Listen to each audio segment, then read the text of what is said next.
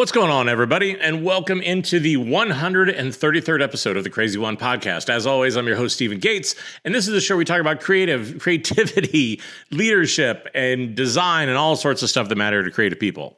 Give me a break. It's been a while since I've done the opening. I'm a little rusty at it. So what I want to do with this episode is I'm going to talk about what I think is probably the third biggest question that I get through the mentoring and things that I've done lately, which is, Steve, I think I might be about to get laid off, or I have been recently laid off. What do I do? And I've done probably episodes like this in the past, or sort of touched on it a little bit. Again, over the space of 7 years, some of the details around some of the shows have become unfortunately fuzzy, but that's what I want to talk about. I want to talk about, if you think you're going to get laid off, and this is the first time that's happened, what does it look like?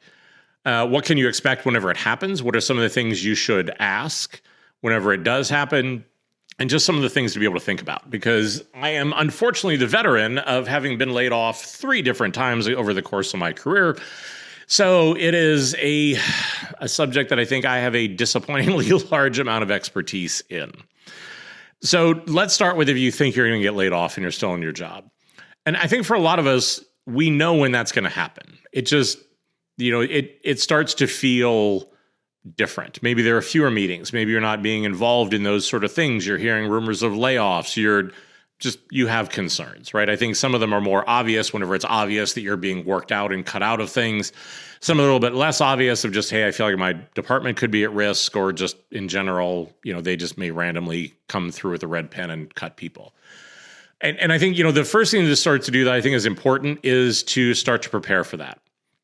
And that can mean a number of different things. I think at work, it can mean starting to make sure if there are key designs, there are key files, things that you're going to want to be able to share whenever you need to do a portfolio review, or screenshots of your work, or if you have personal notes that you have on a laptop that are, things for your family or whatever it is, you want to make sure you're getting that stuff off. Because one of the things that's going to happen is wherever you get laid off, you will probably lose access to everything. Now, that isn't always the case. I think, there are times whenever I've been laid off, whenever you could have a week or two to sort of close things out. But honestly, there's also been times like one time I was laid off, I was deemed as a security risk because of how long I had been there. They wiped my phone, my tablet, they canceled my credit card, they even canceled a plane trip home. So I think it can also be very sudden. And what you don't want to do is you don't want to get caught in that place of like, crap, I wish I would have.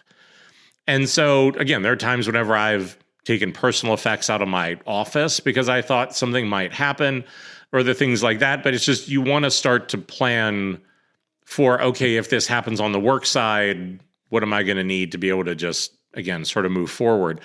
I think there's also the starting to prepare on the personal side. Because whenever I've started to have that feeling, the reality is the other parts that I've started to do is start to look at spending, start to get rid of unnecessary bills, start to make sure that credit card payments are as low as they can be. Like really saying, okay, look, if we're about to go into a lean period and I've still got a paycheck, how do I thin things up and shore things up so that if this happens, I'm going to be not in a great spot, but a better spot, right? How do I start to have a conversation with my significant other about this could be happening? How do we start to be able to just to start to prepare? Because I think that for me was the worst part of this ever. Was the first time I got laid off, I was completely unprepared. My network was in shambles. I didn't have a resume. My portfolio was not put together. I was nowhere prepared for it to happen. And it was such a shock. I felt so powerless. It took me weeks to be able to get things back together. This is part of the reason why I started building my brand, or why I keep a portfolio site, or why I keep case studies up to date. It's just because I was like, look, I'm never going to be caught that flat-footed again. So some of it is saying, okay, look, even if you have that hunch, because I would rather go through that period, get ready for it, and then not need it, versus crap, I was right and I'm unprepared. So some of it is, if you think that's going to happen, start preparing for winter. Now, whenever it does happen, usually the way that it goes is it could be a couple days in advance, could be the night before, could be the morning of. Usually you're going to it's often sort of a cryptically named or unnamed meeting. It's usually 15 or 30 minutes long. Sometimes it comes from HR, sometimes it will come from your boss. but usually it's a fairly cryptic sort of weird thing. It's the kind that you know it when you see it, because your stomach and your soul just sort of sinks out of your feet, because you're like, crap, I'm about to get laid off. It's sort of like as a boss, right? Like as a boss, anytime anybody goes, can I have 15 minutes? You know they're going to quit. So I think that that's going to be the first sign of that. Now, what I will often advise people to do is just show up and listen. Because I think you don't want to commit to things, you don't want to sign anything, don't be emotional in that moment. That usually the way it's going to go is your boss will kick it off. Most of the time they're going to read from a script, because the reason why they're doing that is for legal reasons, because if they say anything that's out of place or out of line, then that could open them up to lawsuits. Usually it's something along the lines of, Steve, I hate to inform you that today, we're going through a restructuring or whatever it is, your job has been affected by this, and here is John Doe from HR who's going to tell you what's going to happen. You can expect it to be very short. It's usually very cold. And then most of the time they will leave the meeting, leaving you with the HR person to explain what the package is. Now, here's the other thing to remember is that companies are not required in most states to pay you any severance at all. So do not expect that you're going to get any. I've seen people who have worked places for over a decade and they literally got 1 week severance. 1 week for 10 years. So again, don't think that this is a family. Don't think that they owe you anything. If they do it, it's usually just, them trying to be nice about it or to do something like that. But HR will then explain to you a number of different things. One, when is the action going into place? Does it happen immediately, as in right now, end of the day, end of the week? Most of the time, this is why they lay people off on a Friday, because it's easier to close things out. You have the end of the day, mop things up. Then we're going to cut off your access or do whatever it is. They're going to tell you what does severance look like. So at least for here in the United States, what that's usually going to consist of is that they're going to tell you sort of basically what is your severance package made up of. Part of that is going to be pay, in terms of how much are they going to pay you and for how long. Now, one of the things to watch out for, because I have seen this had happened to me, is that, again, don't assume that they have your best interest in mind.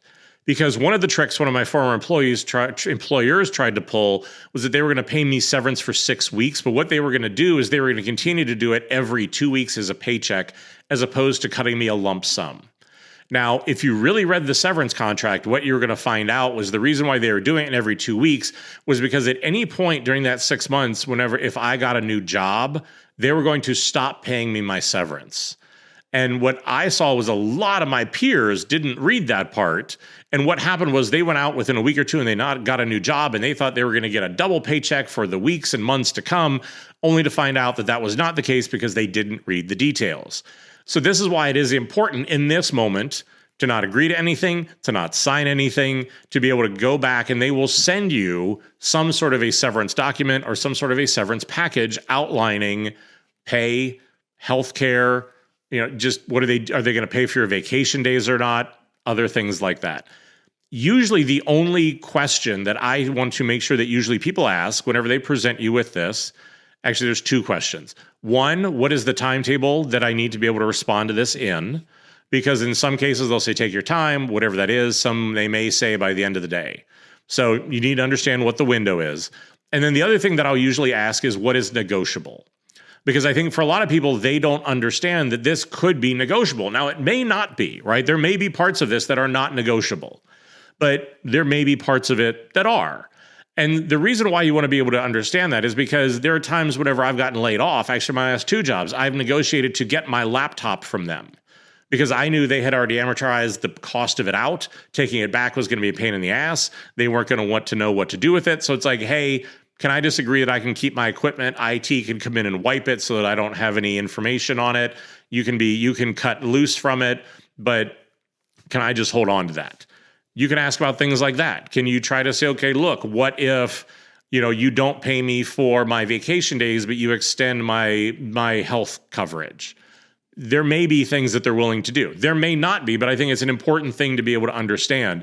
Because in general, what I would recommend is this is an incredibly important moment. I would recommend, if you can, to get a lawyer to look it over. Because in most cases, they're not trying to pull anything over on you. But that's not saying that they couldn't. or that there isn't a detail in there that you need to know about. So that in that moment, like I said, just try to be unemotional, ask those couple questions, say thank you, get the paperwork, like print it out or sit down, go over it. Again, if there are things that you have questions you have or things you want to negotiate, then you can go back, but you'll sort of then understand what's going to happen whenever you do that. Now, the other part of it from there is that what I've found is I will actually give myself some time to just be pissed off, right? I've done it both ways. There are times whenever I've lived too long in that anger and disappointment. There are other times like this last time whenever I went back way too fast, where I got the news on a Thursday, I got laid off on a Friday, and I announced it on a Monday. Wouldn't have killed me to have waited a week and given myself some time to be able to process it. In most cases, I will give myself time to be able to go through and to be angry, be pissed off, to scream, to cry, because look, I know whenever you get laid off, I can rationalize that I got laid off because some executives made a bunch of dumb decisions and the company underperformed or whatever it was. And as a result, they have to lay people off. And then that's why I got affected. I understand that intellectually. Emotionally, doesn't still feel like they kept a bunch of people and not me. Doesn't feel like I wasn't a failure. Doesn't feel like, again, it isn't a real form of rejection. And I think, if this is your first time, the more real that is. This is why I see so many people get to that point where they're just admitting they've been laid off is almost like a scarlet letter. I mean, when Debbie Millman, I remember when she interviewed me for Design Matters and I said I got laid off, she said, "Why would you say that?" It's like, because it's the truth, right? I don't think it's anything to hide. If anything, what I've experienced is that by being honest, it's gotten me new jobs and new clients, because most of the time, whenever I just said, look, this is what happened, this was the circumstance, this is my reaction to it, I've gotten a lot of new job offers or job leads or people who have reached out because they said, look, that's what real leadership actually looks like, right? It's just, hey, that happened. This is what it was. This is what I can learn. I'm moving on. And those are the sort of people we want to be able to work with.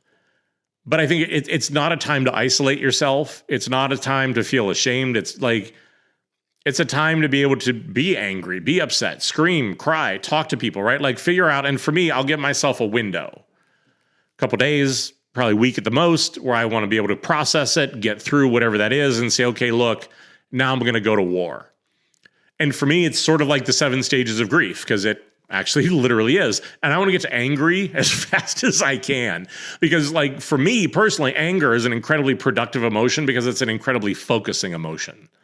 That what it allow me to do is to focus on go to war, because I'm a huge believer that success is the best revenge, right? That I'm going to prove to you that you getting rid of me was the biggest mistake you could have made. It's not a reflection on me. It's not a reflection on my work. It's the fact that a bunch of you made a stupid decision that affected my life.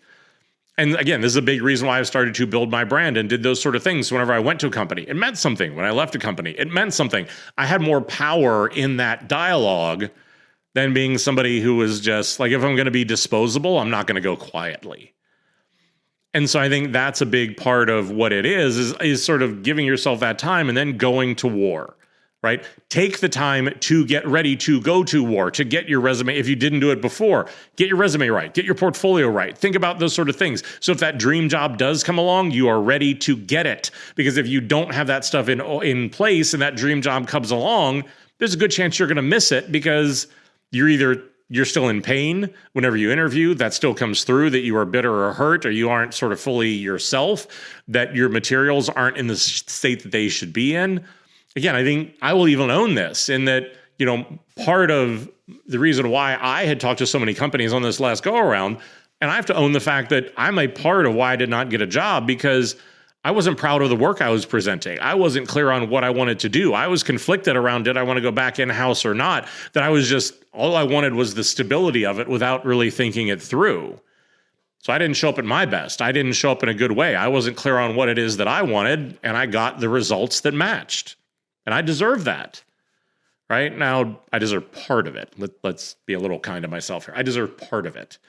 But these are the sort of things you have to be able to think of, is that this is going to be an emotional journey. It's going to be a tough journey. It's going to be a journey back into, again, of a lot of that, really just trying to get to a place of how do you find hope?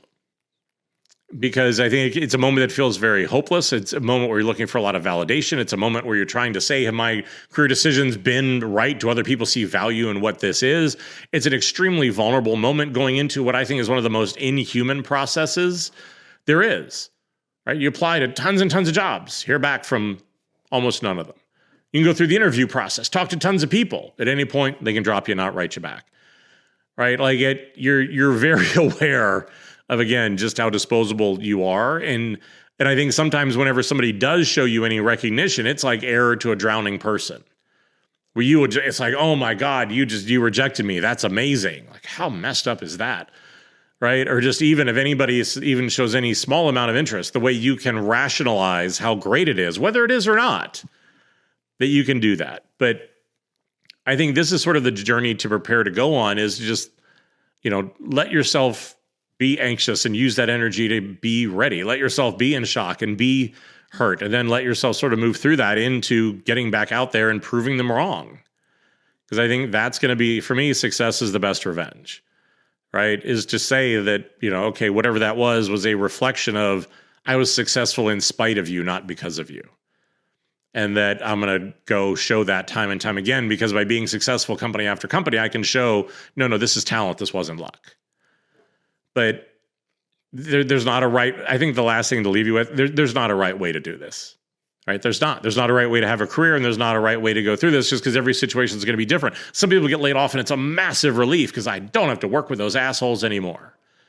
Sometimes it's incredibly heartbreaking because it's something you love to be a part of and you really felt for, right? And it is as damaging as breaking up, with a significant other or in a relationship. It takes time to get over and process that. But I think all of whatever it is you are feeling is valid, and to let yourself feel that, but again, not let yourself get paralyzed by it. Of how do you sort of keep that in balance? Because there are layoffs that I'll never lose the sting from. Because also in most cases, there's not a way for me to find any closure, right? There's not a way for me to understand what was the CEO thinking, or what was that person thinking, or why did they act that way, or why did they blow all this up, right? There's never going to be an answer where I go, oh, I feel better about that. It's going to be stupid for forever, right? I'm going to look at some of those layoffs and go, the people that were behind that are going to be dumb. Like, they're just always going to be dumb. They just are. Maybe that's me protecting myself, but there's not a place where I'm going to go, oh, that makes sense. And I need to realize that and accept that it's more just about the acceptance of it, that it is what it's going to be, and moving on from it than sitting there and kind of holding on to it. So hopefully this was helpful. I mean, look, here again, let me know. Are there things that you found to do, or other ways that you've handled it that you found successful? I'd love to be able to share it, or be able to kind of do follow-up shows on some of this stuff to let people know. Or again, if there are things that you're struggling with, right, reach out or engage in places like the Amazing Design People List to be able to try to get some help and some mentoring around how do you find some of that perspective to be able to get to a better place. But hopefully it was helpful. As always, appreciate sharing and helping the show get back on its feet. And as always, stay crazy.